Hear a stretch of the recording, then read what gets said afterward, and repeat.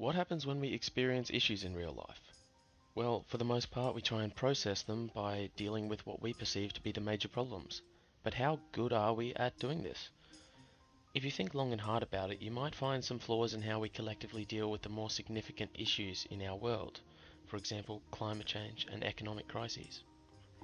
But how would you change if I could point out one aspect for you, making it crystal clear, a significant flaw not in our thinking, but in our lack of thinking, that affects how we deal with these problems?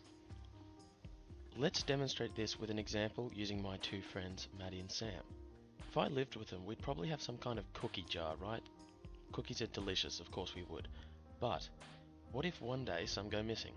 That's our crisis, if you will, and intrinsic to this is its major flaw. Let's say Maddy was a bit hungry and stole a bunch of cookies for herself. Sam and I might be able to identify her as the culprit, and that's great. It allows us to lay some blame and therefore make an example. No one else is going to steal from the cookie jar if they know they'll be punished, or perhaps have to give back all the cookies, maybe get less in the future. So what's wrong with that? Well, nothing specifically. The issue lies in what we didn't do. One of our primary tendencies is to assume that problems are comprehensively solved because the offenders, in this case the cookie stealers, were removed from the equation. Whilst responding like this is fine, what we neglect to do is also take control of the situational factors to reduce the problem's occurrence. For example, we could hide the cookie jar next time, or make sure there's plenty of other food so they don't get eaten too often. This doesn't sound like too much. However, when we apply a balanced and two-factor approach to solving problems, even global ones, we see huge impacts.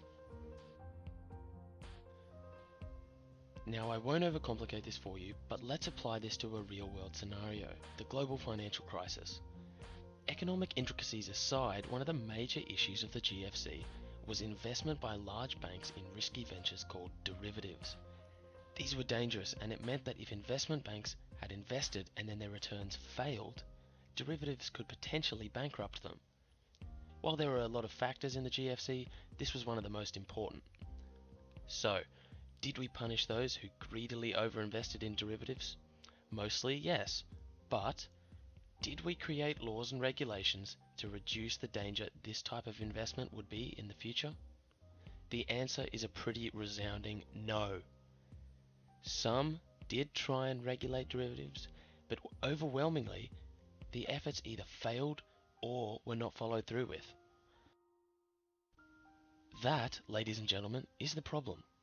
We take a way too individualistic approach to some of these major global crises, not just financial, but almost anything, barring natural disasters, of course.